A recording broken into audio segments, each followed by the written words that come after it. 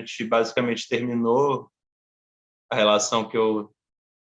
articulação que eu estava estabelecendo entre a esquizofrenia enquanto processo primário e o amor, principalmente o amor como visto através das obras do Lawrence, mas que eu também trouxe como exemplo uma música do Belchior, né?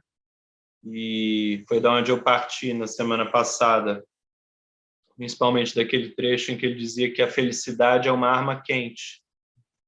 Então, que eu falava sobre o amor como essa efetuação, como essa intensidade, como esse processo que tem variados momentos, né? Desde da admiração, do fascínio, do apaixonamento, do envolvimento, das dúvidas, da repulsa, as brigas, né? Os afastamentos, os ciúmes, tudo isso como compondo o amor como um processo em variados graus de efetuação. Eu dizia que a esquizofrenia é o processo existencial dessa efetuação afetiva nas nossas relações. E então tem relação assim com um processo e variados graus em que esse processo se atualiza, que ele se realiza, né? E eu dizia, por exemplo, que em certos momentos em que a gente se sente, por exemplo, apaixonado, e é como se a gente sentisse um mais de realidade, né? como se a gente sentisse uma plenitude mesmo da existência, como se a existência fosse mais real. Em outros momentos em que a gente sente uma desrealização, uma perda de confiança no mundo, no sentido do mundo, o que pode chegar até um desinvestimento, né, do mundo externo, uma desistência da vida. Eram um pouco essas questões que eu vinha tratando. Hoje eu vou discernir um pouco a esquizofrenia enquanto processo primário, das interrupções do processo, que são aqueles territórios artificiais, ou processo de subjetivação, ou estruturas, como surgem na psicanálise, né? São a neurose, a psicose e a perversão. Vou passar um pouco rápido sobre isso, para a gente retomar a leitura, mas é uma espécie de retomada aqui que eu faço com vocês, só para a gente dizer em que ponto estamos, né? A gente estudava no Antiédipo que haviam 3 sínteses do inconsciente. Produção de produção, que são afetos e paixões, né? Tem um encontro e tem uma passagem de afeto. Em seguida, há o registro, na segunda síntese do inconsciente, produção de registro. E em seguida, há o consumo dessa experiência, produção de consumo, por último. Sobre essas 3 sínteses do inconsciente, existem 2 modos de uso dessas sínteses. Um modo que é chamado no Antiédipo de legítimo e outro de ilegítimo. Esse legítimo seria o modo adequado e o outro seria inadequado. O modo que eles consideram adequado é uma vida que vive como um fluxo. Esse seria o modo adequado da gente olhar para as sínteses do inconsciente, olhar e viver essas sínteses do inconsciente. Ou seja, paixões, afetos novos estão o tempo todo nos atravessando. E é necessário que a nossa superfície de registro abrigue as populações de signos que vão deslizar sobre ela. É necessário que a gente esteja na duração, que a gente esteja no instante, que a gente acompanhe o fluxo do tempo, que a gente siga os fluxos que nos atravessam e faça a avaliação desses fluxos. Isso é um uso legítimo das sínteses. É um uso que, a nível da segunda síntese de registro, a gente pode falar que é não homem ou mulher, como se uma coisa anulasse a outra, mas homem ou mulher, ou transexual, ou outra coisa ainda, É esse ou que soma, é esse ou que equivale ao e, e não esse ou que equivale a um isto ou aquilo.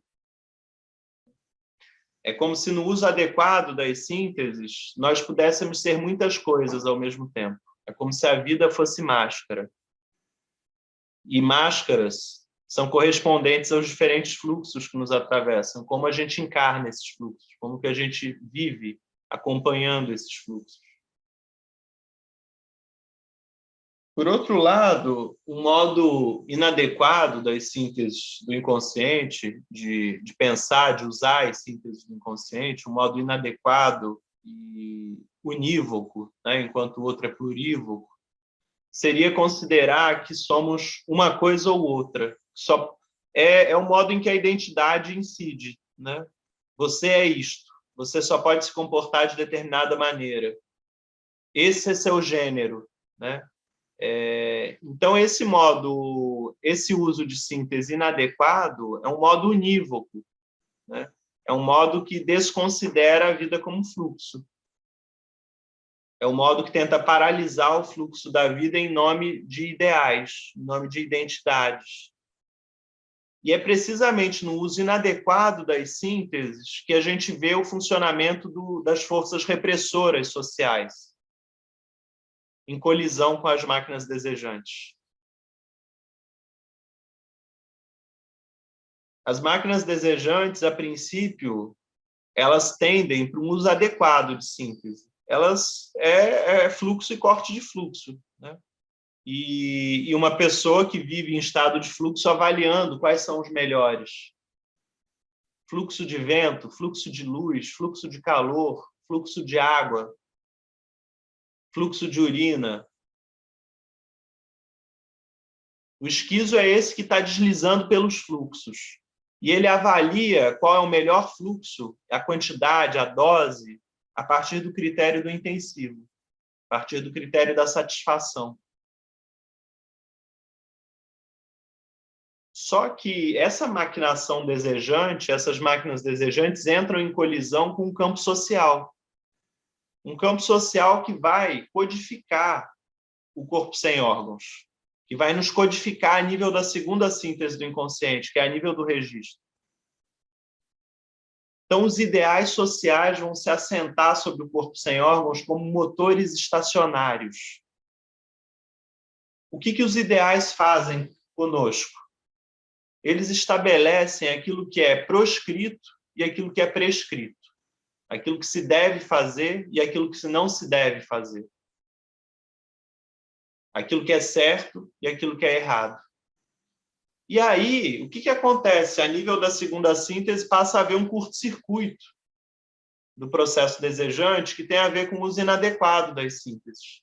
Porque aquilo que era um afeto de alegria, por exemplo, eu trouxe aqui um dia a questão da experimentação entre dois garotos homossexuais, né? Aquilo que é um afeto de alegria a partir do desejo compartilhado, dependendo do meio social que eles habitam, pode ser registrado como pecado e experimentado a nível da terceira síntese, consumido como angústia, né?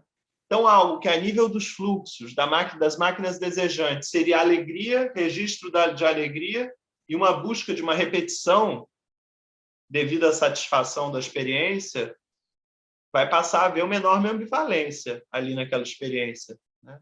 Algo que é prazeroso, mas é tomado como pecado, vai ser, ao mesmo tempo, atraído ao modo de uma transgressão e repelido como um pecado, como algo maldito, como algo diabólico.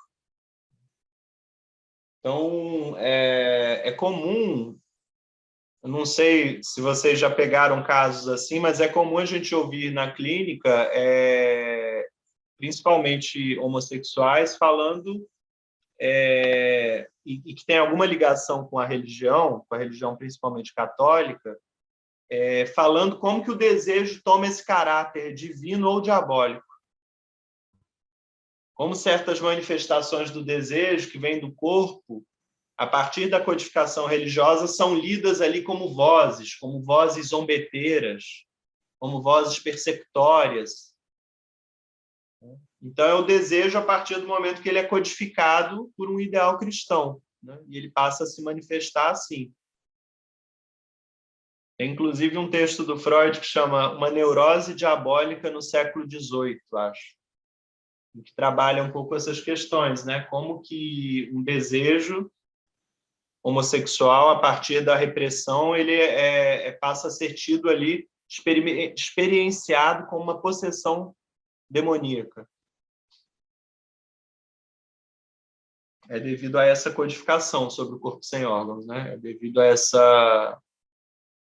ao modo como é dado um nome à experiência, como é identificada a experiência. Então, de um lado, no uso adequado das sínteses, a gente tem a produção primária, a esquizofrenia, em os seus variados graus, em seus variados momentos, né? Produção, registro, consumo e reinscrição do consumo na produção. Aquilo que eu experiencio, eu reinscrevo na produção para, de certa forma, aprender com aquela experiência, né? Então, há essa contínua, incessante maquinação desejante, esse aprendizado na relação com os signos, com os fluxos. E, por outro lado, o risco concernente às categorias ideais de se assentarem sobre o corpo sem órgãos e passarem a governar uma vida com ideias inadequadas a essa vida. A questão do Édipo, do complexo de Édipo, tem a ver com o ideal dessa ordem, né? Um ideal que passa a subordinar a vida enquanto processo, a vida enquanto condição de avaliação a cada vez. Mas não só o complexo de Édipo, as religiões, o Estado, as instituições, né? Os grupos, as seitas. É como se esses grupos instaurassem espécies de envoltórios psíquicos. Eles fizessem circular palavras de ordem. E é como se, diante disso, a gente perdesse a nossa capacidade de avaliar segundo o nosso critério do intensivo, o nosso critério de integridade. Então, passamos a desejar através do outro, das palavras do outro, das palavras de ordem do outro. O que a gente chama de palavras de ordem na psicanálise e na esquizoanálise, já na feitiçaria era entendido como uma maldição. Esse momento em que a gente passa a reproduzir, a atuar a palavra de alguém, a sentença que alguém enviou para nós.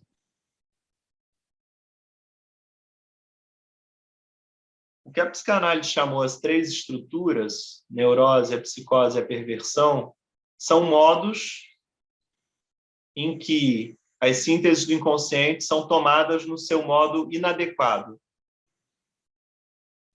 Justamente porque há uma colisão da produção desejante com a produção social e uma subordinação da produção desejante a territórios artificiais. Vamos lá. Primeiro, a psicose.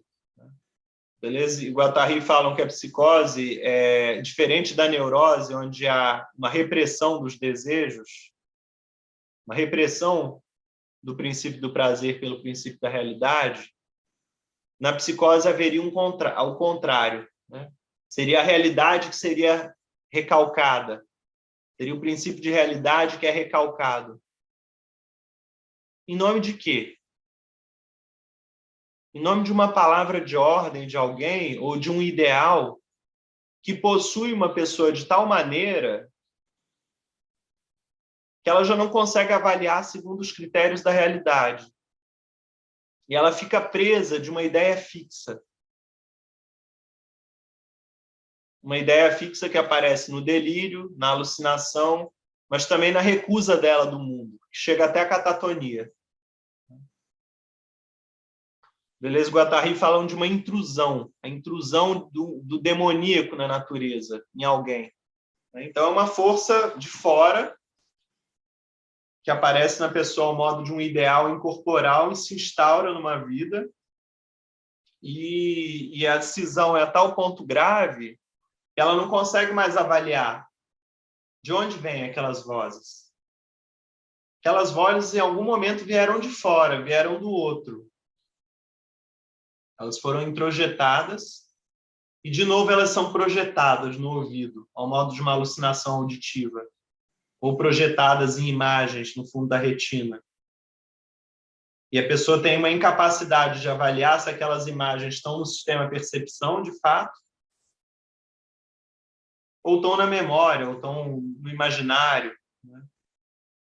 Então, a psicose, enquanto interrupção do processo esquizofrênico, do processo primário, é tomado aqui no antiédipo como a interrupção do processo por uma força estrangeira, por um ideal que se instaurou a tal ponto da cisão que não se consegue avaliar segundo o princípio de realidade. Então, é o caso mais grave de cisão, de interrupção da viagem.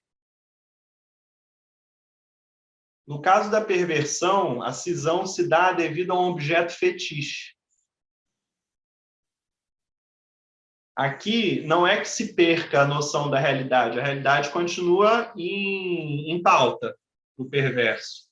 Só que ele reconhece a realidade, reconhece a lei, só que ele passa ao lado, ao largo.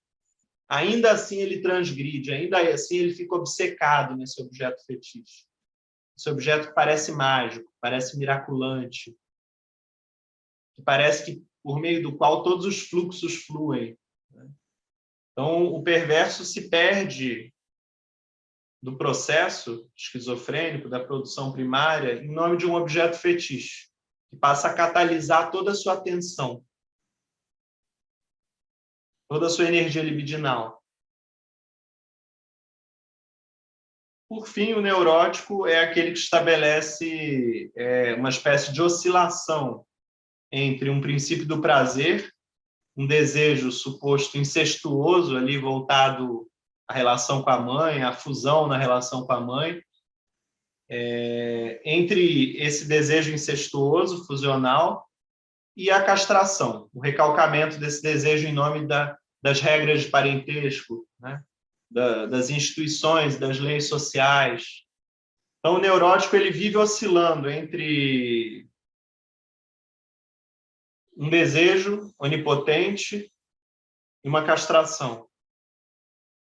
Na forma do quê? Do sintoma, por exemplo. O sintoma é uma mistura entre o desejo e o recalcamento. Os sintomas, por exemplo, a obsessividade, a fobia, a conversão somática para o corpo. Todos esses sintomas neuróticos, eles manifestam misturas da produção desejante e da repressão das forças sociais. Então, vejam que, primeiro, a gente tem, enquanto produção primária e originária, a esquizofrenia, fluxo e corte de fluxo. E, em seguida, num uso inadequado das sínteses, que acontece devido à colisão das máquinas desejantes com as forças repressivas sociais, passa a haver a produção de territórios artificiais. Somos tomados em processos de subjetivação que implicam a nossa relação com o social. São os modos em que somos afastados da nossa força, daquilo que podemos, pelos ideais sociais, pelas exigências gregárias.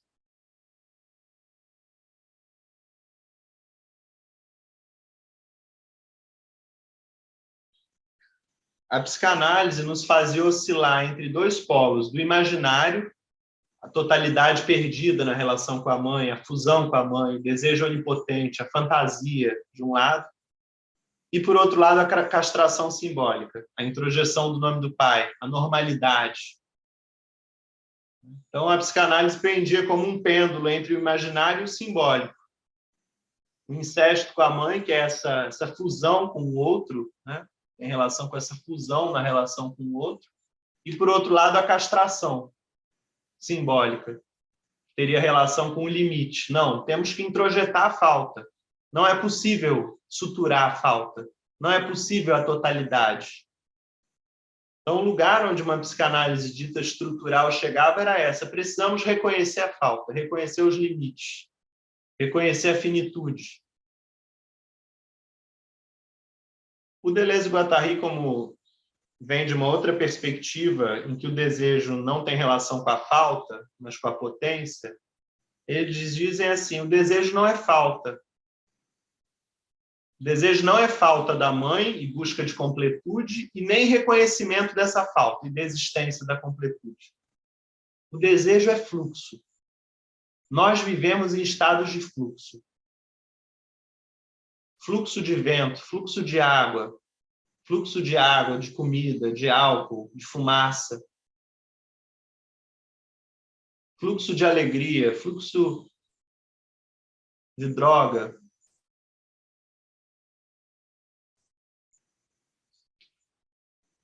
E as avaliações desses fluxos. As avaliações daquilo que passa e daquilo que não passa, daquilo que interrompe o fluxo. Eu vou ler um trecho aqui do Deleuze-Guattari, que eles dizem o seguinte: é que os fluxos, de qualquer maneira, fluem. Então, para apoiar sua ideia de falta, toma um exemplo. Condições de seca, nas quais os animais já não encontram água e começam a fugir. Há um fluxo de seca, um fluxo de animais que fogem. Há um fluxo de água ao longe. Há uma busca, etc. Um fluxo de seca é algo totalmente pleno, assim como um fluxo de animais. Não falta nada, estamos nos fluxos. Não somos pessoas diante de objetos. A ideia de fluxo não é um conceito. Basta olhar qualquer coisa que flui. O leite, o mijo, o esperma, o dinheiro. É isso a realidade. A vida é exatamente isso. É exatamente com isso que as pessoas vivem. Então, se elas se desesperam por não saber isso, quer dizer, por se engancharem aos fluxos, que lhes são os mais contrários, os mais dessecantes do mundo, relativamente a elas, isso não é de modo algum porque a história dos fluxos, isso não é de modo algum porque a história dos fluxos nada muda. É porque elas vivem tão pouco a experiência dos fluxos que nada compreendem de coisa alguma. Elas buscam objetos, tomam-se como pessoas. Dizer-lhes, vocês são pequenos fluxos, e depois, cuidem-se. Parece que de maneira alguma isso seja uma observação abstrata. Já é muito libertadora, quando se vive como um fluxo que busca outros fluxos. Não se trata de falta. Então, o Deleuze aqui está dizendo, né, ele está dando o exemplo de uma seca. Há uma seca na savana e os animais fogem. Essa seca não é uma falta de alguma coisa, não é uma falta de água, por exemplo. A seca é ela mesma um fluxo. A depressão, a angústia, o vazio existencial não são a falta de algo, não são de fato um vazio, são fluxos. A depressão é muito menos um vazio, uma falta, do que uma atmosfera, uma tonalidade, ainda que em grau muito baixo de potência. Então, assim como o Bergson, que já havia feito a crítica do conceito de vazio, não existe vazio para o Deleuze-Guattari. O que existem são fluxos, atmosferas, tonalidades, ondas. Essas pessoas que o Deleuze cita aqui, né, que vivem reclamando que tudo falta, né? Ora, é um neurótico que precisamente é esse para o qual sempre tudo falta. Ele nunca está satisfeito. É a reclamação incessante, é a vítima.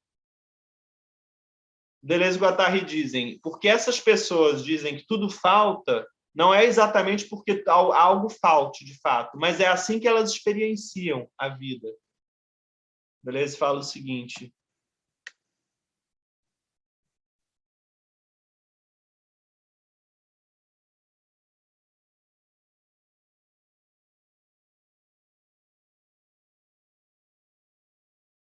então, elas se desesperam por não saber isso, quer dizer, por se engancharem aos fluxos que lhes são os mais contrários, os mais dessecantes do mundo, relativamente a elas. Então, vejam, elas compreendem uma falta, as faltas, a todo momento, não propriamente porque haja falta, mas porque elas escolhem mal os fluxos. Porque elas estão escolhendo meio ao acaso, sem exercitar a pragmática, a condição de escolha, que é a vida.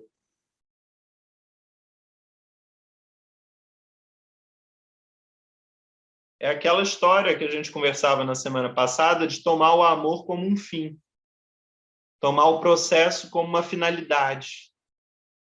No momento em que a gente toma um processo como uma finalidade, a gente aborta o processo. O processo é aquela felicidade que é a arma quente lá do Belchior, é aquela que é efetuada a cada momento. A partir do momento que você quer guardar uma intensidade, você paralisa o processo. Aquilo que era uma vivência em estado de fluxo torna-se... Bom, pode ser um fluxo de nostalgia, um fluxo de memórias. Mas talvez já não seja o fluxo mais intenso que você possa viver. Viver o fluxo como falta é viver na melancolia, viver na nostalgia, né? Viver passando fluxos de memória, imagens daquilo que foi. É um modo de viver, né? Tem artistas que encontram material de produção nessa nostalgia, né? O Proust mesmo, enfim, escreveu o livro Em Busca do Tempo Perdido, vários volumes, partindo dessa experiência da memória, né? Daquilo que foi perdido, né? Supostamente perdido. Mas, ao mesmo tempo, essa busca envolve compor os incontáveis pequenos fluxos que povoaram essa vida e que são relançados assim numa obra. Alguém levantou a mão aí? Oi, João, fui eu. É que eu tô assistindo um seriado e me lembrou muito isso. Chama Afterlife, é um seriado do Netflix, que é a história de um cara que fica viúvo. Ele, por volta dos seus 40, 50 anos, ele fica viúvo. Foi o grande amor da vida dele e já se passou muito tempo e, assim, ele fica paralisado naquilo. Claro que o luto tem ali um processo, mas, assim, ele tá tão fechado naquele processo da ex e que nada mais acontece com ele na vida presente, ele não aceita nenhum fluxo, né? Então, os convites, as pessoas interessadas nele, os eventos, né? As pessoas querendo fazer amizade com ele e tal. E ele tá no passado. E aí é interessante que tem muito filme gravado, né? Claro que é um seriado, então tem muito filme dessa ex. E ele ele acorda de manhã e fica assistindo o filme da ex em casa, passeando e tal. E aí lembra um pouco o Tempo Perdido, né? Mas, assim, ele está congelado no passado. Então, assim, claro que é interessante a gente revisitar memórias, né? Mas quando fica só nisso também, você fica vivendo o passado para sempre, assim, né? Não entra nada de novo, nada te modifica mais, né? E ele completamente melancólico. Eu fico muito irritada com o seriado, porque ele rejeita tudo do presente, assim, né? Chega a ser irritante, é insuportável conviver. Isso que você traz ajuda a gente a esclarecer outros dois conceitos, que são a máquina paranoica e a máquina miraculante, né? Quando se assenta um ideal sobre o corpo sem órgãos, por exemplo, o ideal da relação passada, do paraíso perdido, se assenta um ideal. Esse ideal, ele liga ao mesmo tempo uma máquina miraculante e uma máquina paranoica. A máquina miraculante é o fato desse ideal atrair todas as experiências ligadas a esse ideal, ligadas a essa relação passada, né? Então, ele atrai, por exemplo, como você disse, os vídeos que ele via dela, né? Os vídeos se tornam um objeto miraculante desse cara, da onde toda a energia libidinal se desprende, da onde brota o maná, como se fosse a fonte da própria vida. Então, ele liga uma máquina miraculante, atraindo com as suas máquinas desejantes esses objetos supostos milagrosos, né? Fetiches, se quiserem, né? Pela fixação aí nos objetos ligados a ela. E, por outro lado, ele liga uma máquina paranoica na medida em que ele repele todas as experiências que não são ligadas a esse ideal, não são ligadas a essa relação passada. Então, o real, a maior parte do real enquanto movência, enquanto processo, é repelido. Isso pode chegar a tal ponto do processo degringolar no que a gente chama de catatonia, que é a petrificação. É você passar a repelir de tal modo o mundo externo, que ele se tornou mal, se tornou perceptório, que a pessoa para de comer, para de ouvir, para de enxergar, né? É uma petrificação mesmo, é uma internalização, é um desinvestimento total da libido na relação com o mundo externo, em nome da máquina paranoica, que passa a repelir tudo, né? Digamos assim, que um processo desse chega na clínica, ainda é bom que ele deseje esses vídeos, porque ainda é, digamos assim, a ligação dele com o mundo, né? E uma ligação que pode estar sendo totalmente rompendo todas as pontes. Então, é aí que ele está fixado, mas ainda é, ao mesmo tempo, por meio disso que ele vive, né? Digamos assim.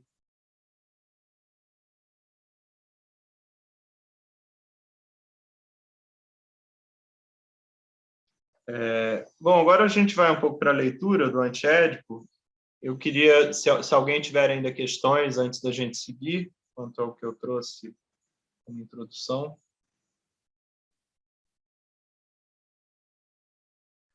João, eu queria falar uma coisa. Eu fico um pouco assim, sabe quando a gente pensa que ainda está um pouco confuso, mas eu vou tentar organizar. Isso que você falou de exercitar a pragmática da escolha dos fluxos. Quando você falou isso, eu pensei muito assim, eu tenho um pouco incômodo com a palavra empoderamento, sabe? E porque ela me remete a uma questão assim, eu preciso exercitar uma potência em mim a partir de uma opressão, né? A partir de uma violência. E eu fico pensando que, antes disso, tem uma potência necessária para ter um corpo à altura desses fluxos, né? Para esse exercício pragmático, que é uma força necessária para estar à altura da vida, né? Que não é só contra uma violência, mas para poder exercitar isso melhor. Enfim, é porque eu acho que eu dei uma organizadinha nessa coisa do como é que fala? Do empoderamento, mas não sei se... Você acha que é por aí? Assim, você acha que faz sentido? Nessa coisa como um exercício de pragmática da escolha dos fluxos. Eu não sei se eu entendi muito bem a pergunta. É como se, por um lado, você entendesse o empoderamento ainda como um pouco resistir a, enquanto esse exercício seria mais originário, mais primário do que a resistência a alguma coisa. É um pouco por aí? Sim. É um pouco o meu incômodo com uma proposição, por exemplo, do Blanchot sobre o Artaud, que ele diz assim: pensar é sofrer. Né? Blanchot chega a essa formulação a respeito do Artaud, porque é quase como se, assim, no nosso senso comum, no dia a dia, a gente é impedido de pensar. Nosso pensamento está ocupado. Então, a gente só começaria a pensar quando a gente sofre, quando tem um dilaceramento. É uma ideia que estava muito em voga, assim, por exemplo, Blanchot, Georges Bataille, o próprio Artaud, né? O Artaud fala assim: meu pensamento nasce de um desmoronamento.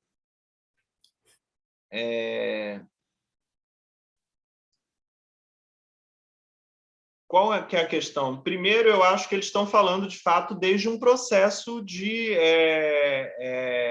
real, assim, de apropriação de um pensamento, da constituição de um nome próprio, né, que sente, que pensa, que fala. E, de fato, na clínica psicanalítica, esquizoanalítica, de fato, a gente comprova isso, de que, em alguma medida, sofrer é pensar. Porque o que faz a pessoa pensar sobre a própria vida é aquilo que manca, que claudica, é o sofrimento que ela chega trazendo. Né? Uhum. Só que falar tudo isso ainda é insuficiente para a vida originária, para essa condição de avaliação pulsional, que, na verdade, é anterior ao pensamento que se desviou, que se perdeu, e que precisa depois ser dessubjetivado para a gente voltar a pensar. Né? Eu estou dizendo que talvez a produção primária da esquizofrenia ela está dada desde saída, ela é originária. Só que ela é exercida em graus, e a gente está um pouco separado, distanciado dela, pelo pensamento gregário, do senso comum, pelos ideais. Mas digamos que o sofrimento não é que ele que nos permita começar a pensar, mas voltar a pensar, quase relembrar uma pragmática que é a vida, né? E que precisa ser recordada, de certo modo, não por uma memória psíquica, mas uma memória da força. Vou dizer para vocês assim, do mesmo modo que as nossas lembranças tristes da vida, elas se ressoam para produzir uma depressão, as memórias das nossas conquistas, dos nossos êxtases, das nossas alegrias, elas constituem um registro, gente, que não é uma memória psicológica, é uma memória da força. É aquilo por meio do qual a vida vale a pena ser vivida.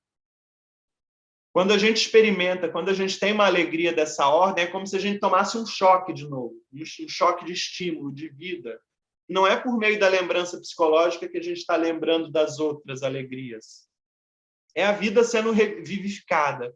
É quase uma memória da força que eu vou dizer que é paradoxalmente amnésica. Eu vou dizer que a memória da força, ao mesmo tempo, é amnésica, porque ela ignora a memória psicológica, essa memória linear. Mas ela encontra só graus de afeto, ressoando uns com os outros, tonalidades de afeto.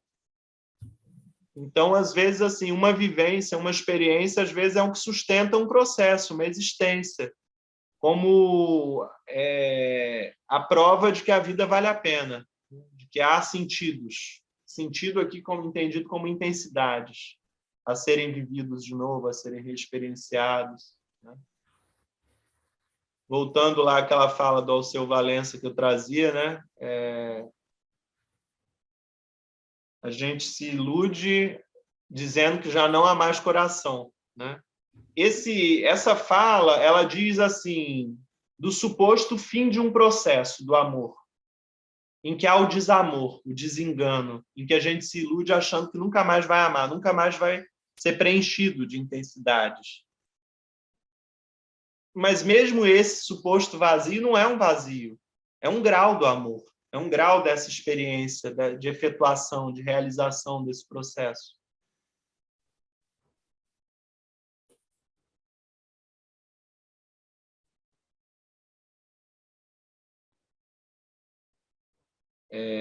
Então, assim, ao mesmo tempo eu concordo com você, eu compartilho desse incômodo, mas por que a gente fala em dessubjetivação? Por que a gente precisaria de uma dessubjetivação? Porque a gente está capturado, a gente já nasce num meio sendo marcado por registros imaginários e simbólicos de uma família, de um contexto, de instituições, do capitalismo. Então, digamos que, em meio a todos esses sedimentos, é como se o dilaceramento é quase como, digamos assim, é a possibilidade de reabrir a brecha para a relação com o real, com o fora. Uma brecha que está tamponada, né? Pelo ego, pelos processos as defesas do ego. Dá para dizer, João, que estava pensando que uma cosmovisão mais relacionada à imanência, né, uma cosmovisão imanente, mais próxima, pelo menos, ela não necessitaria tanto quanto uma cosmovisão transcendental pede um conflito, pede né, o sofrimento para fazer a dessubjetivação. Me parece que a imanência, né, uma cosmovisão mais próxima disso, não pediria tanto isso. Poderia realizar, né, a tua potência, digamos assim, sem entrar em conflito, sem fazer um questionamento, sem entrar em sofrimento, mas numa cosmovisão transcendental, como é a ocidental, né, ela quase que pede essa angústia, né, esse sofrimento para você poder fazer uma dessubjetivação. Não é isso? Tem o ideal, no cristianismo, o ideal ascético, né? O ideal do asceta que precisa, digamos assim, tem os santos do deserto, os anacoretas, os eremitas, né? Que é propriamente esse ideal do sacrifício, né? Da autotortura, às vezes, automutilação, né? São Francisco de Assis, que lambe as feridas dos leprosos, né? Tem algo disso no cristianismo, que a conquista de um corpo pleno, ou seja, de uma alma no céu, passaria pela humildade, pela humilhação, pelo sacrifício de si, né? Pelo processo de mortificação, de automortificação, de culpa, e, ao mesmo tempo, a produção aí de uma grande dose de ressentimento, né? Sobre todos aqueles que não são como você, culpados, automortificados, sacrificiais, né? Então, essa afirmação, esse ponto de vista que parte da produção primária ou da afirmação originária, quer dizer assim, já tem uma vida em você que decide e sabe decidir o melhor de si a cada vez desde saída. Na verdade, é essa vida que foi sedimentada, e é como se precisássemos reacessar isso através de um exercício, né? Mas ainda na psicanálise esse exercício passa aí pela cartografia de fato dos sintomas, né? É como se assim os sintomas nos dessem notícia do desejo. Os sintomas nos dão notícia do desejo nas condições em que ele está bloqueado, em que ele está recalcado. Então, assim, sofrer é pensar, bom, talvez sofrer seja pensar nas condições de produção de subjetividade atual, contemporânea, quando o pensar é impedido desde saída, né? O sofrer é como a abertura da brecha, né? Digamos que a ferida, como dizia... Mas uma grande alegria também pode ser, não pode, João? É isso que eu estou falando. Uma grande alegria também pode, né? Se você está fraco, você não dá conta de viver um amor, né? Você vai foder tudo, né? Você tem que estar forte. Você tem que tem uma força, né? Que te potencializa a viver um amor, ou sei lá. Eu fiquei pensando, né, no Daimon, na ayahuasca, né? Às vezes você está fraco para receber aquela potência, né? Então, assim, tem uma força que ela te possibilita a tal altura da vida, né? Para fazer escolhas melhores. Uhum. Eu concordo, assim. Digamos que a alegria dá notícias também do desejo, só que já em outro grau, né? E, enfim, vivifica tão ou mais do que a paixão triste elaborada, né? Digamos assim. Então, eu concordo. Talvez nesse sentido que a esquizoanálise tente pensar essas condições de uma experimentação na clínica, né? Como não ficar apenas se debruçando sobre a sintomática, mas poder gerar processos ali de experimentação de bons encontros, né? Então, o analista entra ali como uma peça dessa engrenagem, né? Desse agenciamento. Enfim. João, fiquei com uma questão, pensando que essa sedimentação, ela ocorre também pelos processos, pela essa inserção, né, eu diria inserção, né, nos registros aí do imaginário, do simbólico, pensando nesse processo de sedimentação e, portanto, depois, a necessária dessubjetivação para abrir essa brecha para o real. Eu lembrei que eu e uma colega estávamos discutindo um dia, assim, sem chegar muito a lugar algum, sobre, afinal, a necessidade, sabe, de ser inserido nesses registros. Porque se a gente pensar que de saída, de largada, existe essa potência que é originária, que é, de certa forma, essa condição de avaliação pelos afetos, que é essa vivência do real, né? Eu lembro de você falando que o recalcamento originário é o recalcamento do real. A gente se pegou perguntando assim, até que ponto a gente pode dizer que seria necessário, né? Necessário o registro imaginário, simbólico. claro que pensando assim, para se inserir nesse mundo humano, né, a gente precisa da fala. E o imaginário pode ser entendido como uma certa consistência, né, assim, alguma noção de eu aí no mundo. Mas, enfim, a gente se fez essa pergunta, sabe? Porque, putz, é um baita trabalho que a gente tem que fazer, né? Lá, quando criança, eu fico pensando, né? É um trabalho, assim, opressivo, inclusive, eu acho, né? Para a gente passar e se inserir nesses registros. E aí, depois, um puto trabalho para a gente abrir essa brecha para o real, sabe? Então, não sei, fiquei pensando, assim, se existiria uma forma de vida possível que desprezasse de alguma forma esses registros, assim, isso acho que para psicanálise lacaniana seria uma blasfêmia, né? Mas assim, não sei, eu queria te ouvir um pouco sobre isso.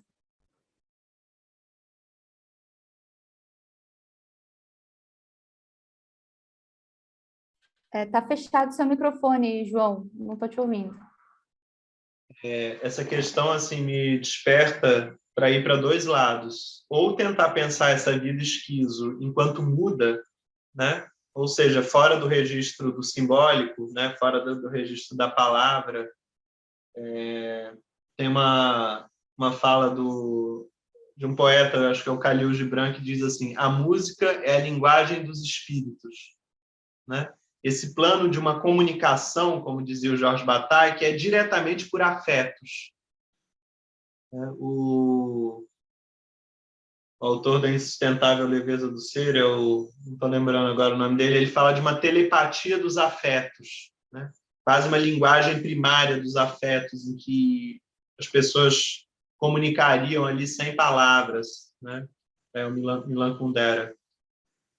Milan Kundera está falando dessa telepatia dos afetos, falando da compaixão, falando que a compaixão seria diferente da piedade cristã, né? E que ela teria relação com essa circulação nesse plano do processo primário, né? Então, esse é um dos modos da gente pensar isso que você traz. Eu acho que, inclusive, Gabriela, aquele escritor eu estou ruim com nomes, aquele cara que escreveu o livro chamado O Aracniano, que trabalhava com autistas, é o Deligny. Eu acho que, inclusive, o Deligny cria um conceito de inconsciente que não precisa do simbólico, né? Então, que é oposto ao inconsciente lacaniano, para falar dos autistas, para falar de uma comunicação dos autistas que não passa pela linguagem. Tem, inclusive, um filme sobre isso. Eu acho que eu já até comentei aqui. Tem esse filme no YouTube. Depois eu vou tentar lembrar o nome e passar para vocês. Eu acho que chama o gesto mínimo. Acho que é alemão, Mondo Reger. Não lembro agora. Vou procurar. Mas, enfim, seria um inconsciente, que é o inconsciente das intensidades. O filme mostra esses meninos autistas assim andando pela margem do rio, batendo pedras, parando para escutar as corredeiras das águas. E o Deligny, o que ele fez? Ele questionou as pessoas que acreditavam que os percursos dos autistas eram aleatórios, que eles estavam, tipo assim, idiotas, né? Não sabem nada do que estão fazendo, estão de um lado para o outro e batendo cabeça. Deligny falou, não, tem uma lógica aracniana nesses percursos, nessas linhas. E começou a desenhar os mapas dos trajetos dos meninos autistas, né? Para falar um pouco dessa comunicação primária também, dessa comunicação afetiva que se daria ali com fluxos, né? Fluxo de água, fluxo de som, fluxo de pedra. Então, esse é um modo. Eu também trabalhei aqui com vocês um texto do Lorenz que se chamava O Cego, em que ele opunha ali uma consciência sanguínea à consciência cerebral, né? A consciência cerebral tem a ver com essa relação sujeito-objeto, com um sujeito que conhece o objeto por meio de uma representação, de um conceito sobre ele, né? Tendências aí bem psíquicas, bem cerebrais, né? Bem racionais. E, por outro lado, um saber chamado consciência sanguínea, no Lawrence, a qual detinha aquele homem cego, né? Que tinha uma intimidade com os cavalos, tinha uma intimidade com a escuridão, que se relacionava com os outros pontos de vista como uma singularidade extrapessoal ou impessoal, como um fluxo. Então, esse é o modo, gente, da gente pensar esse esquizo, esse que vive em estado de fluxo, né? Mesmo no autismo, há esse processo primário funcionando. Mas como a gente passa por esse processo, justamente de socialização, né? Em que a gente passa pelo imaginário e pelo simbólico, eu acho que no antiédipo, o que é considerado é que, mesmo com o imaginário e com o simbólico, mesmo nessa dimensão da relação da produção desejante com a produção social, como manter a produção social subordinada à desejante? Como manter esse saber dos afetos na frente do imaginário e do simbólico? Não é dispensar o imaginário e o simbólico, mas é subordiná-los ao processo primário, ao processo do desejo. Porque, de fato, assim, quando o Deleuze e o Guattari usam o Lawrence, o Miller, para falar do esquizo, para falar desse que vive em estado de fluxo, ora, muito pelo contrário, eles não pegam alguém que abole a linguagem, né, e sai do imaginário e do simbólico, mas que arrasta o imaginário e do simbólico em nome dos afetos e produz uma língua menor. Produz uma língua estrangeira no interior da língua, né? Um modo de falar sobre as forças que está para além de uma perspectiva cultural, uma perspectiva familiar. Então, eles estão tocando nesse mundo do impessoal, né? Nesse mundo dos pontos de vista, das perspectivas. Não porque eles falem sobre isso da boca para fora, mas porque eles vivem nesses estados. É por isso que Lawrence, Miller têm uma desconfiança e mesmo atacam a psicanálise. O Lawrence falava assim, a psicanálise reduz a sexualidade ao sujo segredinho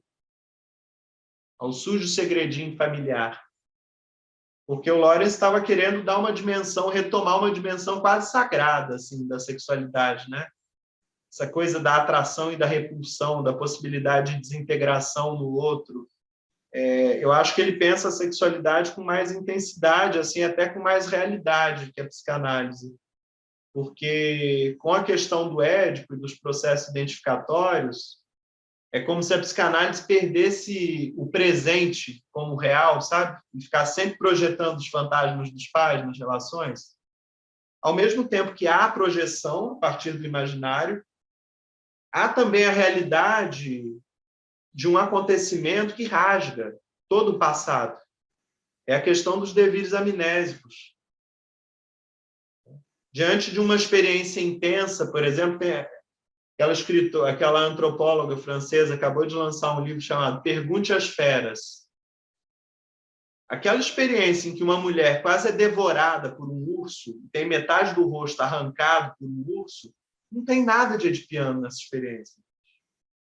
Tipo assim, é um delírio você projetar a mãe ou o pai da mulher nesse urso, né? Você vai estar desfigurando assim a tal ponto uma experiência real que não sei, é ingênuo, é absurdo, é delirante isso, né? E é isso que a psicanálise fez muitas vezes. Por quê? Porque botou o imaginário na frente do processo primário, né? Como se as identificações fossem mais importantes do que o processo real ali, afetivo, o encontro de corpos que de fato está acontecendo.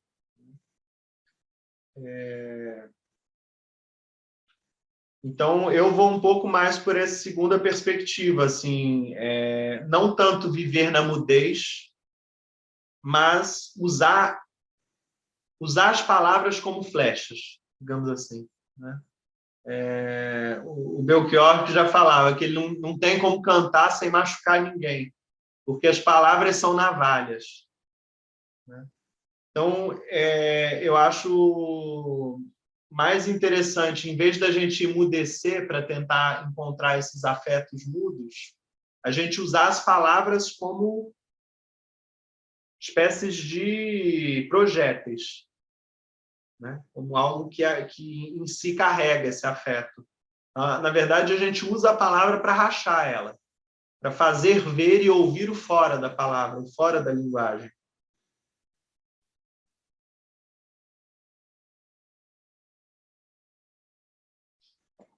Mas é um reviramento do uso maior da língua, né? Da língua materna, da língua culta.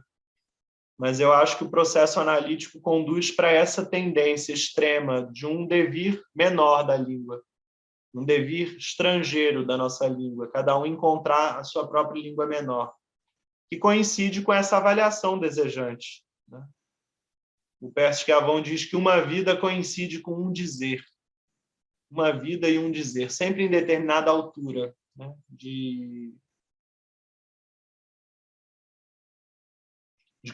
De um campo, num campo de indeterminação, num grau de escolha, num grau de exercício.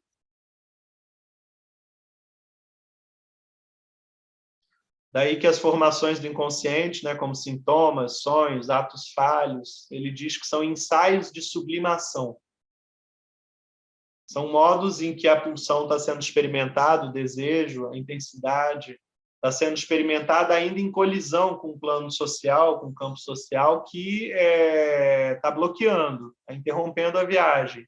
Mas é o rastro do desejo, é ali que a gente precisa buscar também, né? Reativar esse desejo, reativá-lo num grau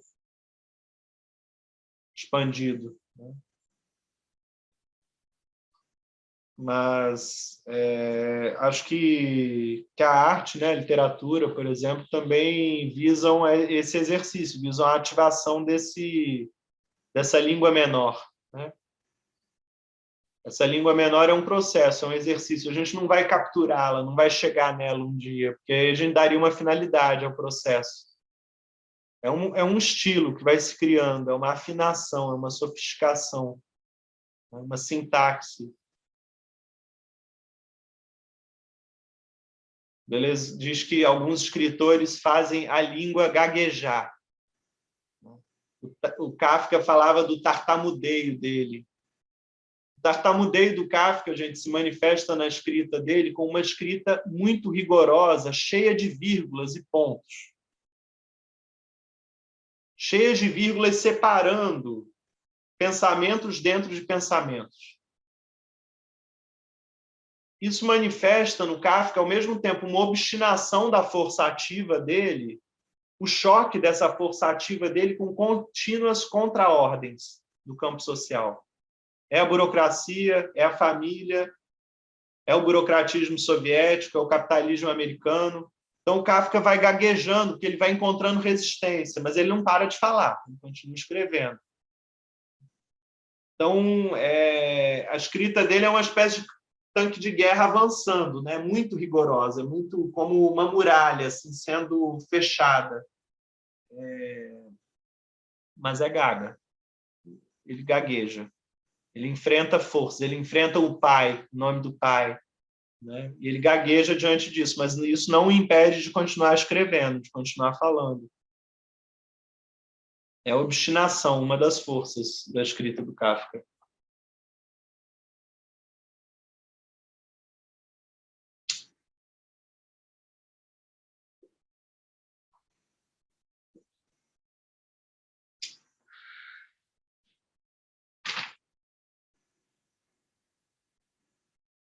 Bom, vou fazer a leitura de um trecho agora do Antiédipo, na página 176, o processo.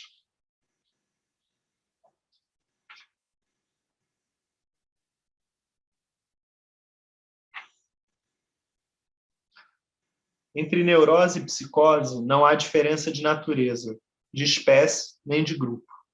Assim como em uma psicose, também a neurose não pode ser explicada edipianamente. Muito pelo contrário, a neurose é que explica Édipo. Então, como conceber a relação psicose-neurose? E essa relação não dependerá de outras relações? Tudo muda conforme denominemos psicose o próprio processo ou, ao contrário, uma interrupção do processo. E que gênero de interrupção? A esquizofrenia como processo é a produção desejante, mas tal como ela é no fim, como no limite da produção social determinada nas condições do capitalismo. Esta é a nossa doença, a dos homens modernos. O fim da história não tem outro sentido. Nele se reúnem os dois sentidos do processo, como um movimento da produção social, que vai até o fim da sua desterritorialização, e como movimento da produção metafísica, que arrasta e reproduz o desejo numa nova terra. É uma citação. O deserto cresce, o signo está próximo. Fecha a citação. O esquizo leva consigo os fluxos descodificados e faz com que eles atravessem o deserto do corpo sem órgãos, onde instala suas máquinas desejantes e produz um perpétuo escoamento de forças ativas. Ele transpôs o limite, a esquiza que mantinha a produção de desejo sempre à margem da produção social, tangencial e sempre repelida. O esquizo sabe partir. Ele fez da partida algo tão simples quanto nascer e morrer. Mas, ao mesmo tempo, sua viagem ocorre estranhamente no mesmo lugar. Ele não fala de um outro mundo. Ele não é de um outro mundo. Mesmo deslocando-se no espaço. É uma viagem em intensidade, em torno da máquina desejante, que se erige e permanece aqui. Porque aqui é que se acha o deserto, propagado pelo nosso mundo. E também a nova terra, e a máquina que ronca, em torno do qual os esquizos giram, planetas para um novo sol. Estes homens do desejo, ou talvez não existam ainda, são como Zaratustra, conhecem incríveis sofrimentos, vertigens e doenças, têm seus espectros, eles devem reinventar cada gesto. Mas um tal homem se produz como homem livre, irresponsável, solitário e alegre, capaz, afinal, de fazer e dizer algo de simples, em seu próprio nome, sem pedir permissão. Desejo é que nada falta, fluxo que atravessa as barragens e os códigos, nome que não mais designa eu algum. Ele simplesmente deixou de ter medo de devir louco. Ele vive sua vida como sublime doença, que não mais o atingirá. O que vale? Do que serviria aqui um psiquiatra? Em toda a psiquiatria, apenas Jaspers e depois Lang tiveram a ideia do que significava processo e sua efetuação. Por isso, eles souberam evadir-se do familismo, este leito comum à psicanálise e à psiquiatria. É uma citação, eu acho que é do Lang.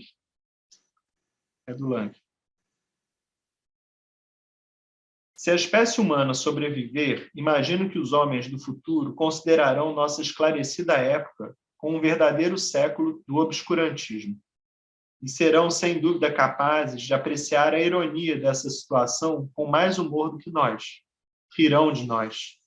Saberão que aquilo que aqui dávamos o nome de esquizofrenia era uma das formas sob as quais, e muitas vezes por intermédio de pessoas absolutamente comuns, a luz começou a aparecer através das fendas dos nossos espíritos. A loucura não é necessariamente um desabamento, breakdown. Pode ser também uma abertura de saídas, breakthrough.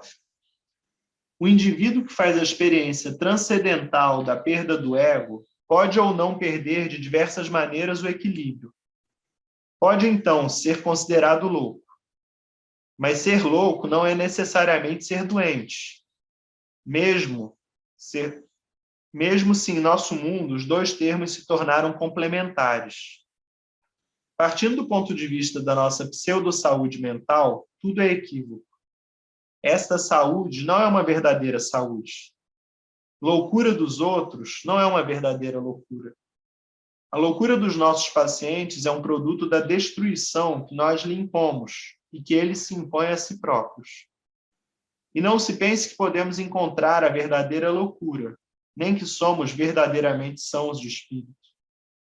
A loucura que encontramos em nossos doentes é um grosseiro disfarce, uma aparência enganadora, uma caricatura grotesca do que poderia ser a cura natural desta estranha integração.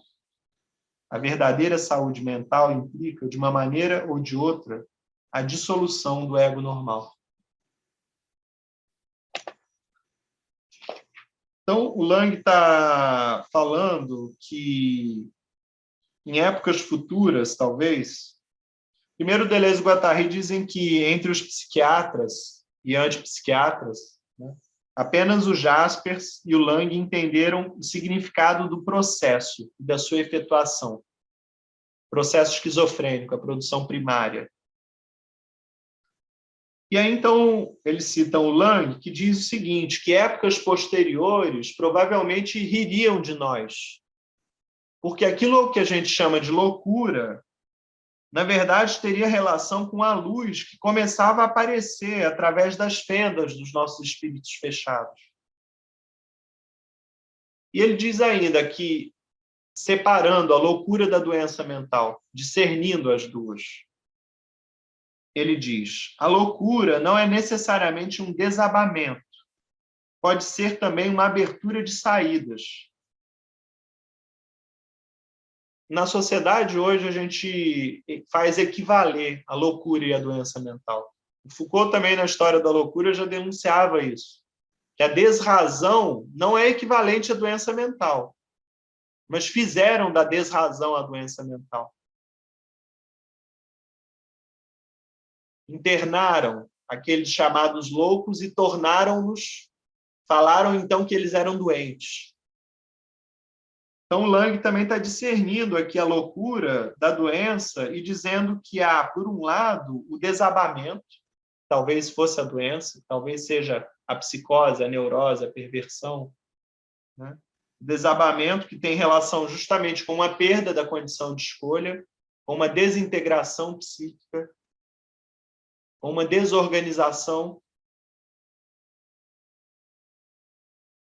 E, por outro lado, uma abertura de saídas, para além do ego, com o ego dissolvido. Ora, mas quem que escolhe quando o ego está dissolvido? Quem escolhe quando o ego está dissolvido, na psicanálise a gente chama de pulsão. Esse exercício ativo de escolha. Na esquizoanálise a gente pode chamar de máquina abstrata, ou pode chamar de esquizo, ou pode usar o critério do intensivo. Mas tem uma integridade, tem uma integração de critério, não de objeto, de critério.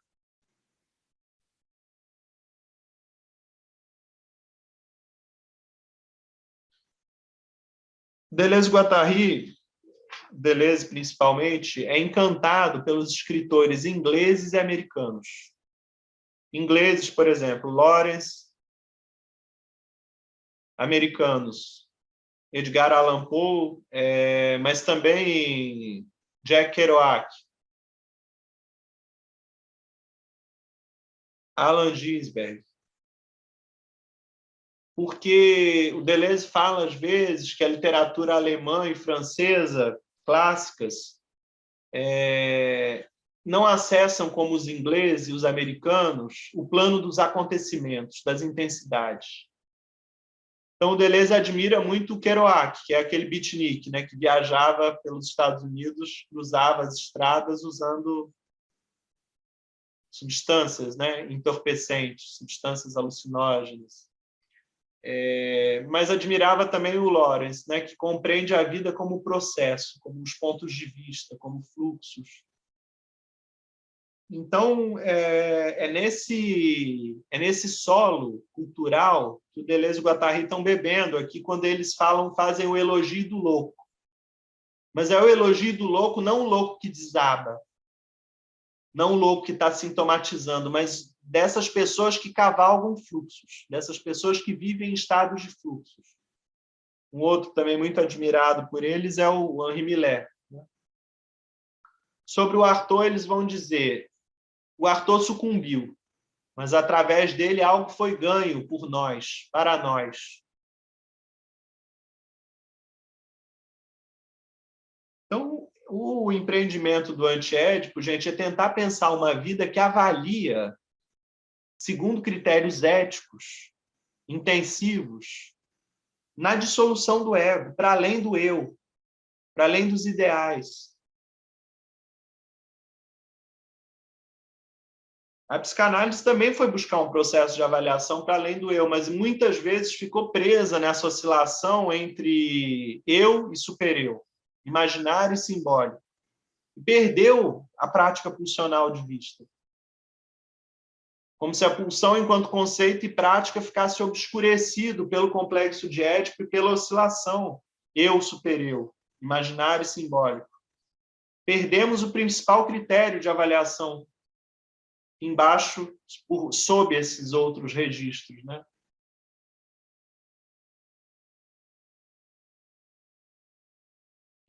O esquizo do Deleuze-Guattari, a leitura que eu faço é que equivale ao exercício pulsional.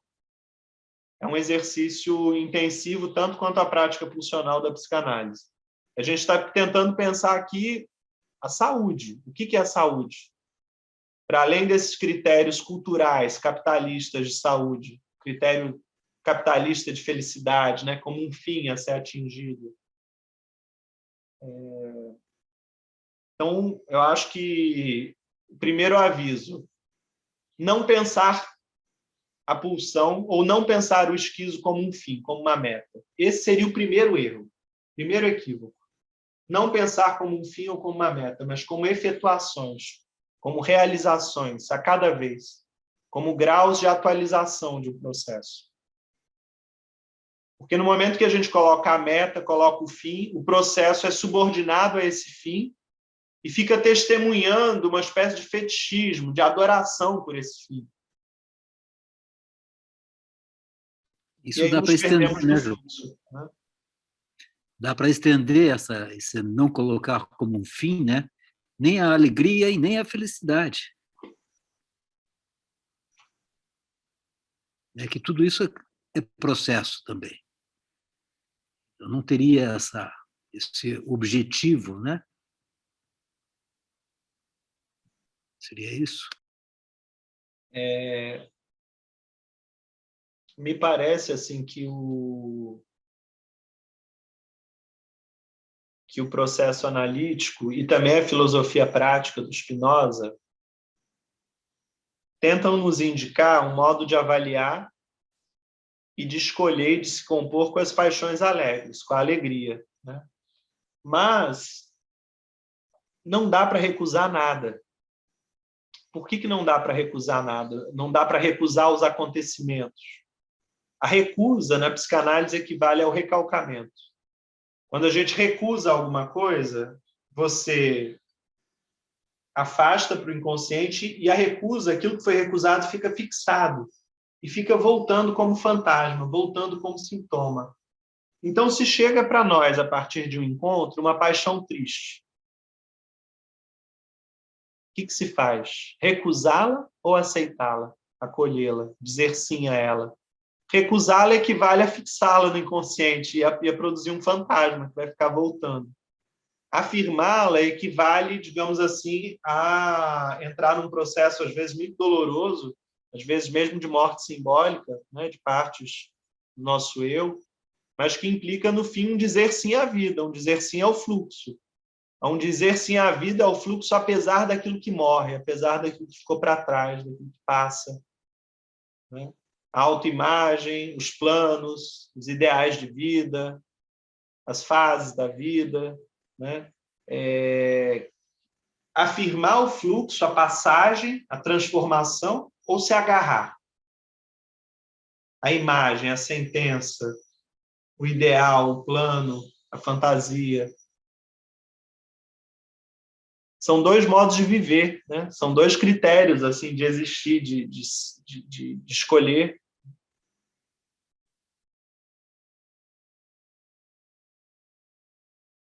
O neurótico, gente, a grosso modo, é aquele que vive infeliz por tudo. Sempre falta alguma coisa. Essa digamos assim, que é a conceituação mais básica, mais geral da neurose, mas dá uma medida para nós já da neurose. O neurótico é aquele que vive a falta, vive sentindo falta, vive infeliz porque não afirma o fluxo. Ele não diz sim à vida, ele não diz sim ao devir, à transformação. Isso por uma série de motivos, mas antes de tudo porque o trauma condiciona essas marcas, condiciona a repetição, condiciona o agarrar-se a imagens. Por isso que a gente precisa elaborar os traumas, né, para voltar a viver em estado de fluxo. Por isso que a clínica passa por aí, né, a necessidade de uma cartografia aí dos traumas, como dos ideais introjetados em nós.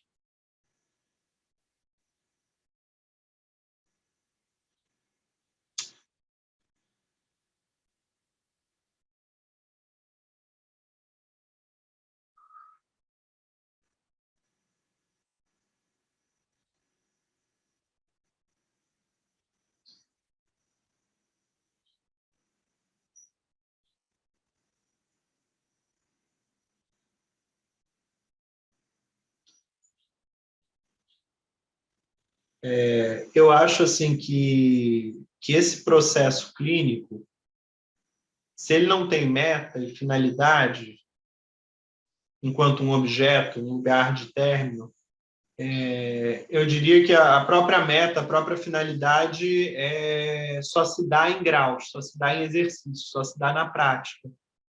Mas se equivaleriam nesse ponto do que a gente chamou de cura, de tratamento, de saúde, eu diria que se equivaleriam à avaliação desejante, o exercício de uma língua menor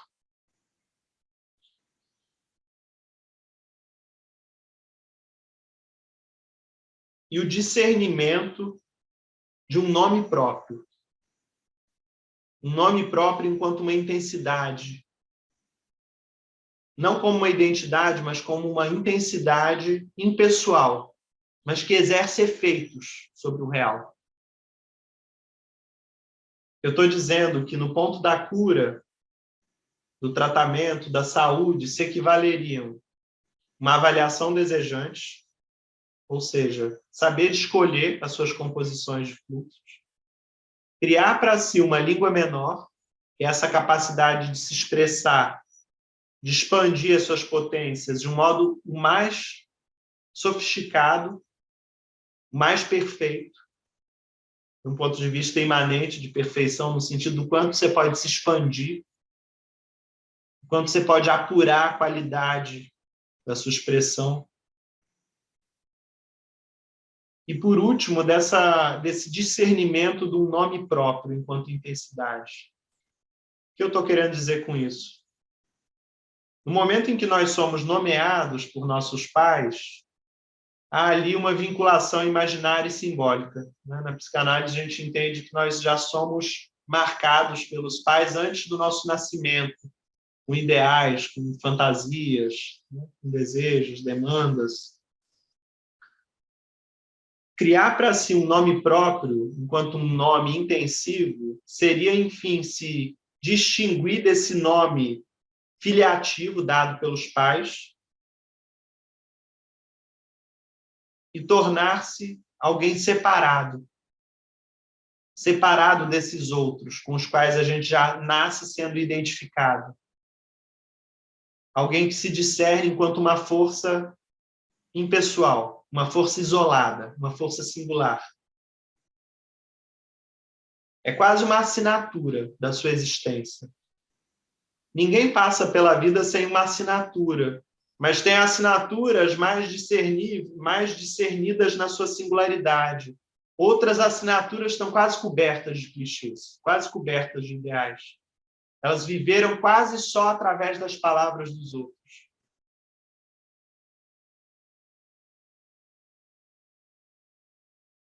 Dá para se pensar no caminho do ego para o singular.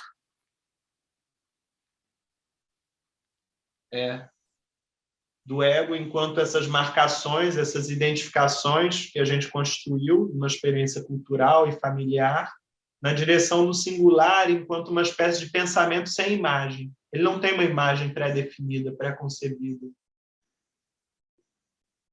É nesse sentido que o Deleuze já falava, né? O olho é uma força ligada. O Deleuze considera que o olhar, enquanto força, ele é anterior ao olho e ao objeto olhado. Digamos que a onda, a intensidade, ela prefigura o modo como vai se organizar biologicamente, organicamente um olho e como se vai representar um objeto no fundo da retina. Digamos que a intensidade, o ato, a corrente, o que atravessa, é mais importante do que o sujeito e objeto, nesse sentido. As relações são anteriores aos termos, as relações, o próprio processo funcional não para de ser transformado a partir do encontro, reconfigurado, reorientado, né? Essa relação positiva, afirmativa entre a pulsão e o objeto, na psicanálise apareceu em termos do objeto A, né? Esse objeto sempre indefinido, que está sempre nos colocando adiante, né? Freud citando o Goethe, puxa sempre para frente o indomado, né? Então, é esse mistério, é essa intensidade que está o tempo todo brotando de algum canto da nossa existência, dos lugares, às vezes, menos esperados, e que fazem a vida continuar se afirmando, continuar querendo existir.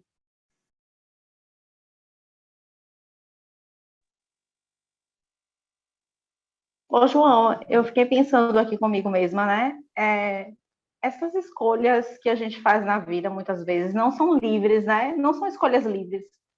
Geralmente, esses encontros de que a gente seleciona sempre são por meio de embates, né? Não são escolhas livres. Simplesmente a vida acontece daquela forma e você tem que enfrentar uma luta, né? Enfrentar um embate para poder fazer uma escolha. Nunca é uma escolha livre. Fiquei pensando sobre isso agora.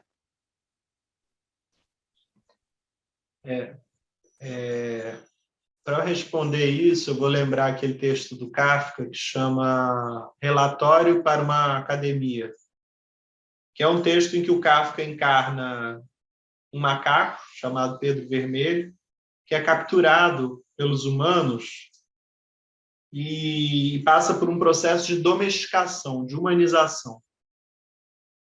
Em algum momento, o Pedro Vermelho diz assim, que ele não buscava a liberdade, ele só procurava uma saída. Como você traz, existem muitas determinações no mundo, no campo de imanência, muitas outras forças. Por isso que no antiédipo as sínteses são passivas, tudo nos determina de saída. Nós somos atravessados por forças, registramos e consumimos essas forças. Mas um processo ético de começar a existir em estado de fluxo, começar a existir exercitando a sua força, é um processo em que cada vez mais a gente tenta encontrar uma saída. Encontrar uma saída dentro de todas essas variáveis e determinações que nos constrangem. No meio de todas essas escolhas que são impostas a nós pela cultura, pela biologia, como abrir um campo de indeterminação? Como abrir uma condição de escolha onde parece não haver saída? Como pensar a abertura de linhas de fuga, de tocas, de topeira, de respiros? Como aprofundar certas cavernas? Abrir saídas? Então, a esquizoanálise está considerando isso, né? A esquizoanálise é também uma estratoanálise. É necessário, primeiro, mapear todos os sedimentos, todos os canais fechados, bloqueados, interrompidos, para encontrar também o desejo que escorre, o desejo que se derrama sobre o corpo sem órgãos. Então, assim, eu concordo que, a princípio, a gente é determinado por tudo, mas o processo de singularização de uma vida, de um dizer, é procurar mapear essas determinações que vêm dos outros, que vêm do exterior, para cada vez mais se autodeterminar. É a passagem do afeto ao autoafeto. Como não ser mais determinado por todas as coisas, mas também se autodeterminar. Exercer uma força sobre si mesmo. Tem a ver com autodomínio, com autodeterminação. E tem a ver com os 3 gêneros do Mas conhecimento. é isso, só que isso tem um preço, né? Um preço muito alto, eu acho. Eu fiquei pensando no meu próprio processo, porque eu sou psicóloga hospitalar, trabalhei durante 15 anos no hospital. E tem 2 meses que eu pedi demissão, porque eu já estava chegando no meu processo de limite mesmo, de saúde mental, de burnout. E aí eu tive que realmente escolher, né, ou a minha saúde mental ou estar ali, dentro daquela instituição tão violenta. E como eu fiquei pensando sobre isso, né, como as escolhas não são livres, né, tudo tem um preço também, um preço muito alto, né, para a gente seguir o nosso desejo, né?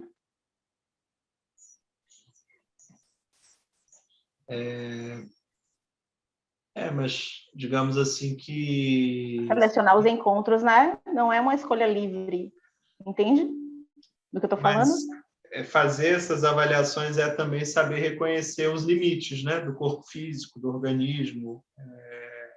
Digamos que construir um corpo sem órgãos não é uma desterritorialização brutal, não é um tudo pode. É mapear também um contorno possível, um território a partir do qual você se lança, uma cautela, uma prudência, né? Eu acho que, de certa forma, você não agiu de acordo com uma demanda onipotente, talvez sua, mas você agiu de acordo com a avaliação desejante das intensidades. Aqui já não dá para mim. Não dá, eu não posso me dar tanto, senão eu vou me desintegrar, né? Sim. Porque o processo primário, gente, a esquizofrenia enquanto processo primário, esse esquizo, lembrem que o maior risco que ele corre é ser vítima da intrusão por uma força estrangeira. Isso foi chamado, na esquizoanálise, de psicose. É a interrupção mais grave do processo esquizofrênico, do processo primário. É quando, em vista de uma força estrangeira, né, esse processo de avaliação é totalmente interrompido em nome de uma voz, em nome de uma palavra de ordem, né? Enfim, e eu diria que talvez isso, o seu caso, tivesse mais em vista de um processo não psicótico, mas neurótico, de investimento do ideal, do trabalho, né? Digamos assim, quero fazer bem meu trabalho, me entrego, né?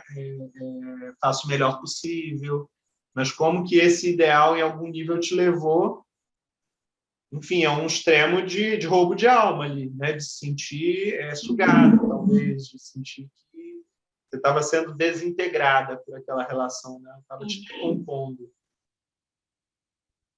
Então, o exercício do desejo, nesse momento, talvez consistiu em saber reconhecer o limite, né? Em saber cortar. Sim.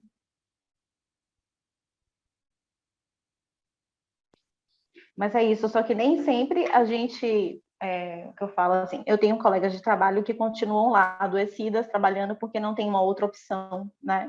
É isso que eu estou falando. Às vezes a gente também não encontra outras possibilidades, né, de linhas de fuga, porque a gente não encontra mesmo, não tem outra forma a não ser estar ali, porque a gente precisa sobreviver, né? A urgência da vida, né, do sobreviver é mais importante. Então, digamos assim, que essa urgência da vida biológica, orgânica, de que você fala, né, que está ancorada na experiência corporal, se você não trabalha, você não come, você passa fome.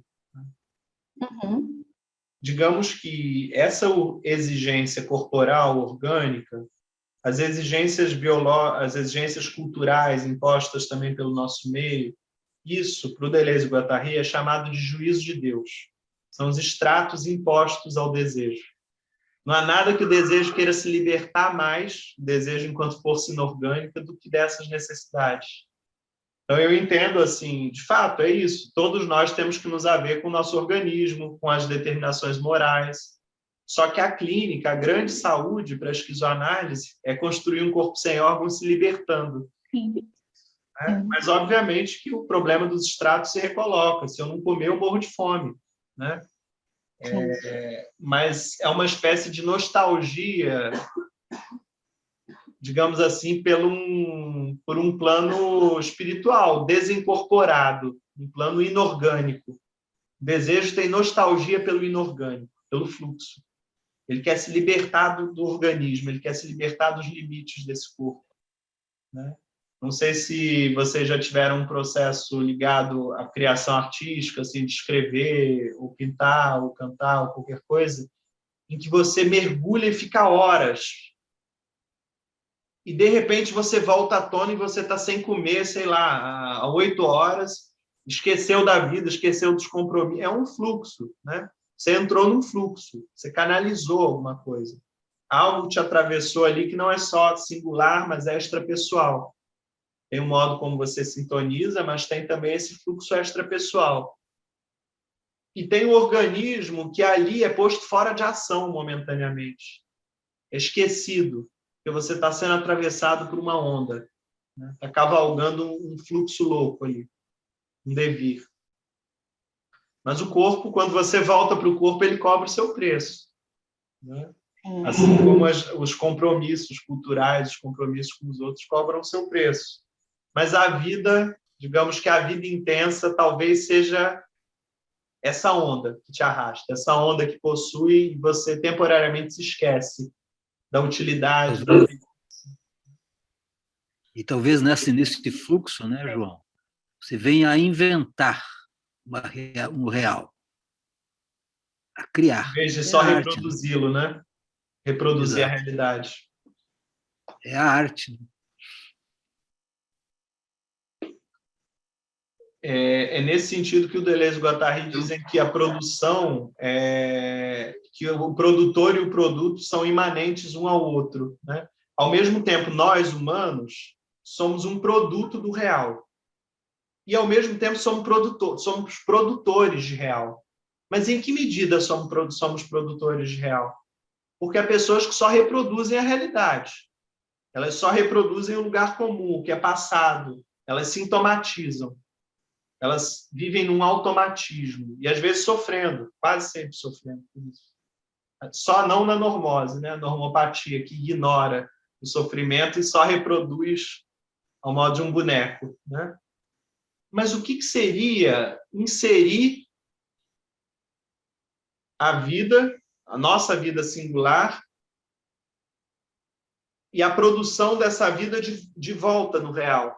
Essa vida como produtora de real. É um momento em que a gente considera a arte como uma espécie de sobre-realidade, de sobrenaturalidade. A arte, a religião, a mitologia, os deuses.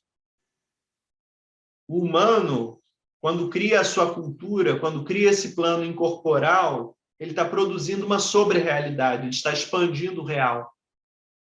Ele está povoando todo um deserto de deuses e deusas, espíritos, e sopros e fluxos. E o nosso real é esse real expandido, desses sopros, desses fluxos, em que os deuses atraímos e repelimos, em que eles estão a nosso favor ou contra nós, em que firmamos pactos, compromissos com essas outras forças, em que somos sugados pelo espírito de uma planta ou de uma árvore. É por aí, assim, né? Essa produção primária do antiédipo é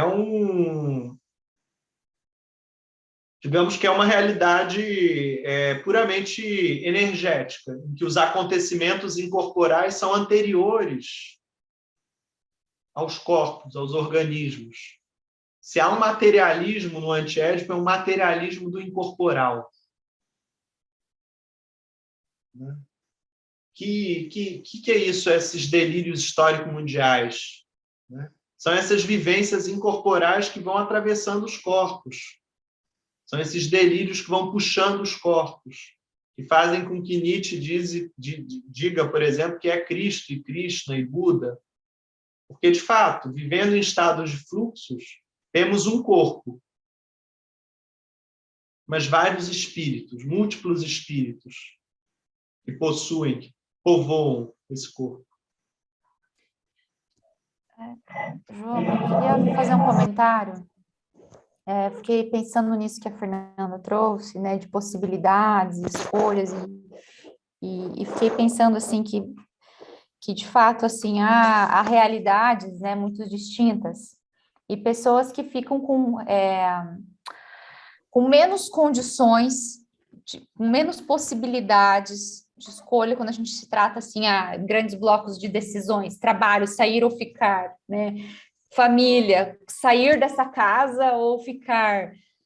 Para algumas pessoas não existe mesmo, assim, pensando assim, fiquei pensando em grandes blocos assim de escolha, mas que também às vezes já estão investidos de um ideal, né, do que deveria ser feito enquanto escolha, mas enfim, achei muito interessante porque pensando assim que de certo modo sobre aquilo que você falava, João, de criar fissuras, né? Se eu não tenho uma possibilidade de sair, que fissuras eu posso criar dentro desse lugar? E pensando nessa questão do regime das intensidades, a questão o quantum de investimento e desinvestimento que eu posso fazer dentro de onde eu estou, tá?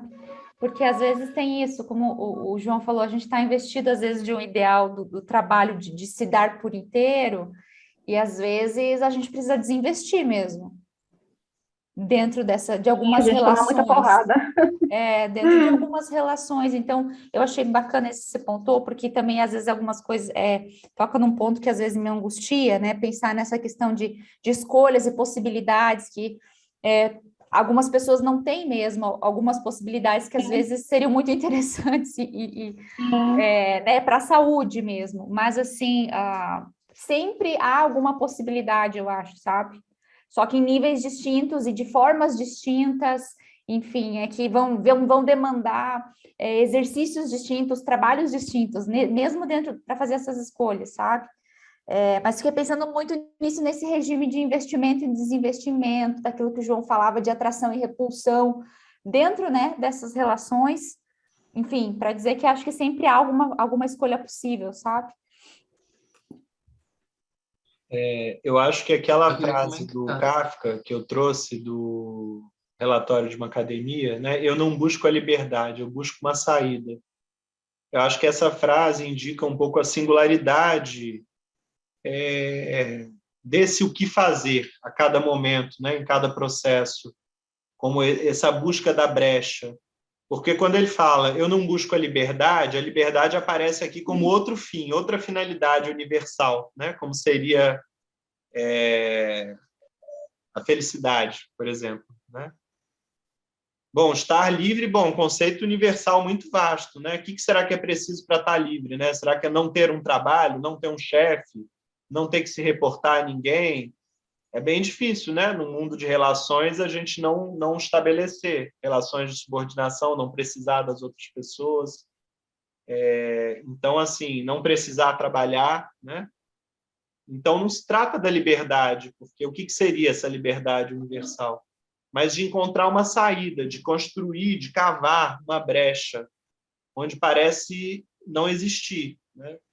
E então, nesse caso, mesmo voltando ao caso lá do trabalho, né, e do superinvestimento, se uma pessoa precisa de um trabalho e esse trabalho a desgasta muito,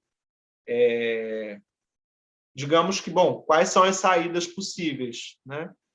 A grosso modo, buscar outro trabalho, buscar outro modo de estar nesse trabalho, que aí eu acho que se relaciona com o que a Gabriela falou do desinvestimento, né? Porque, assim, tem modos e modos de estar num trabalho. Se a gente codifica a vida com o ideal do trabalho, você vai dar a última gota de sangue pelo trabalho, pelo aquele trabalho que você faz. Porque a vida o trabalho tomou o sentido da vida inteira. né? O trabalho virou uma espécie de máquina miraculante, como se dele se desprendessem as intensidades. Então, de fato, se não tem como, se você precisa daquele trabalho, não tem como sair para outro, não tem como arrumar outro, como estar de um modo mais estratégico, então, nesse trabalho? No sentido de um desinvestimento, até de uma relação de humor, de desinvestir aquele papel ali que se cumpria, talvez com tanta pretensão de zelo, né?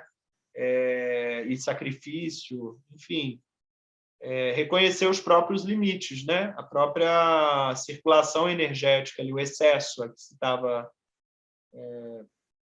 E o grande problema disso, gente, é que vai contra o ideal capitalista, neoliberal, né? Do trabalho, trabalho, trabalhe, produza, renda, né? O empreendedor de si, né? Tudo tem que gerar dinheiro, tem que gerar capital. Então, é difícil também esse desinvestimento desse ideal do trabalho, porque a gente está muito capturado assim, por esse ideal. E é difícil, assim, digamos que aquela frase, né? Tempo é dinheiro.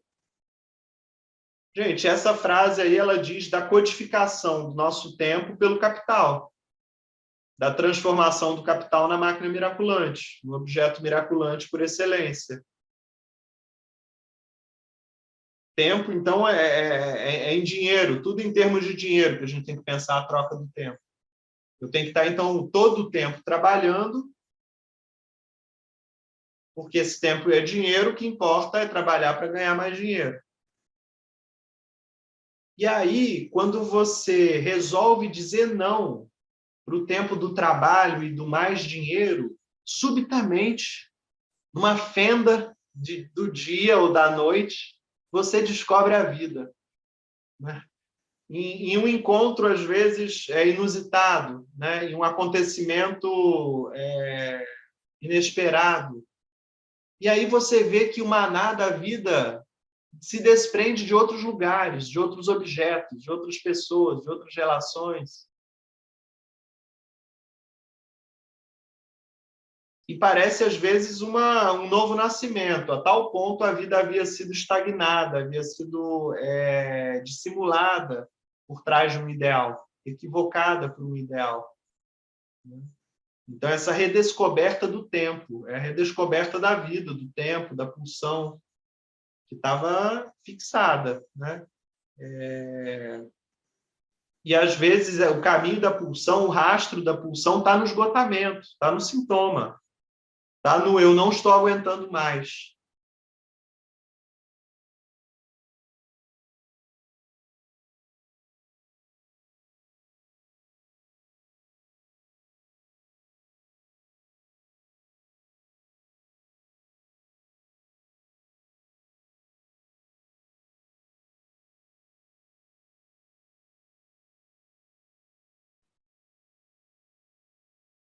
Eu lembrei do Peter falando agora não lembro, acho que é no Avesso do Niilismo, ou Ensaios do Assombro, que para que haja um revirão, né, não basta estar cansado, né, precisa do esgotamento. É o estado de esgotamento que pode gerar uma mudança radical. E ele falava algo sobre isso, eu achei muito interessante, assim. Tem que chegar no ponto onde parece que não tem mais saída, para poder criar saída.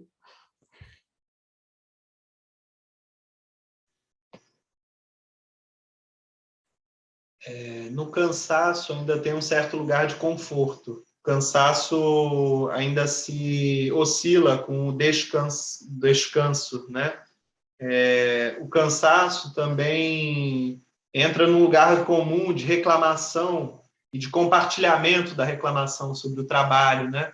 Adultos falando sobre trabalho, digamos assim. Tudo está sempre, né?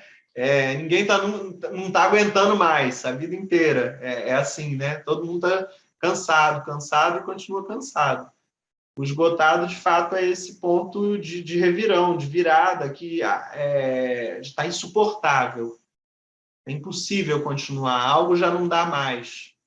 Né? E aí que, de fato, há essa possibilidade aí de uma retificação das relações com o real, né?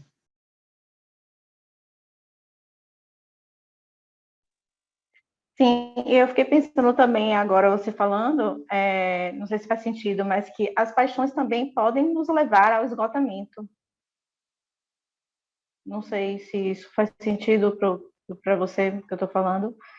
Eu fiquei pensando, às vezes a gente é tão apaixonado, né, por alguma coisa, por algo, e a gente coloca toda a nossa energia ali, né, naquele fazer, naquela atuação, mas que não existe como é que se diz, um fluxo que nos permita continuar nessa paixão, né? Pelo contrário, existem barreiras, obstáculos, né, desafios, confrontamentos, e aí a gente vai como que diminuindo aquela paixão e foi o que aconteceu, né, comigo, não sei, eu fiquei pensando no meu trabalho, e aí a gente vai perdendo força e adoecendo, e chega um momento do esgotamento que a gente fala, não, agora é o momento realmente de buscar uma outra possibilidade,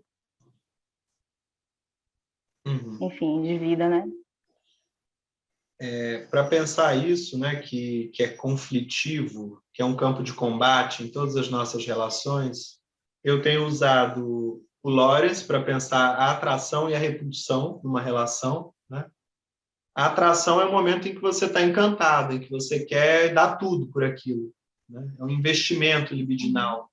Por outro lado, a repulsão é o isolamento, é a sua proteção, é a sua singularidade se retraindo, se protegendo, para não desintegrar, às vezes. Então, pelo Lawrence, eu tento pensar essa atração e a repulsão, esse conflito incessante. E, por outro lado, a gente também pode pensar numa ideia do Viveiros de Castro, da recursividade do roubo do dom, né? Como que, enquanto há uma troca de dons ali na relação, você dá de si, mas recebe, há a possibilidade de continuar circulando. Mas quando você sente que você é roubada, algo só é sugado e você já não recebe, vira uma espécie de vampirização, uma relação parasitária. Então, você tem que dar o passo atrás, se isolar, buscar essa singularidade, uma espécie de novo nascimento mesmo, às vezes de morte simbólica, né, e novo nascimento, para reinvestir em outras coisas, para voltar a fluir a vida, né, para sair desse roubo que ameaçaria, digamos assim, até sugar a sua existência, né? Então, de fato, esse é o amor, esse é o amor esquizo, esse conflito incessante entre as perspectivas, essa atração e essa repulsão, essa circulação de fluxos. É a natureza do processo primário.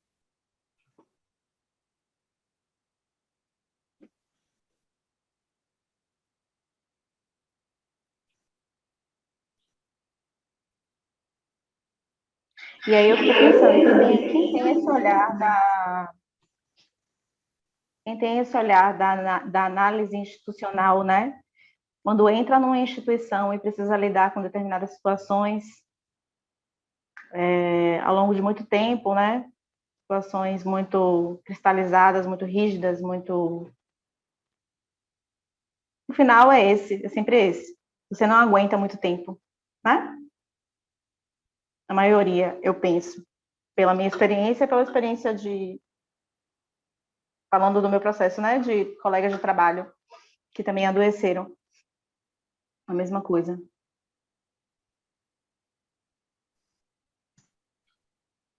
Imagino que deve ser mesmo um trabalho assim bem complexo, bem difícil, né? Porque não só você tem que lidar com casos, né, muito graves, enfim, que abalam, mas também a própria natureza institucional, né? Do modo de trabalho, Eu digo, a natureza quantidade de institucional é a trabalho. pior de tudo, eu acho. Como? Assim. O que seria o pior? As instituições, né? A instituição em si mesma, eu acredito que as instituições, né, o modo como elas funcionam, eu acho que elas são mais responsáveis pelos adoecimentos, né? Na minha percepção.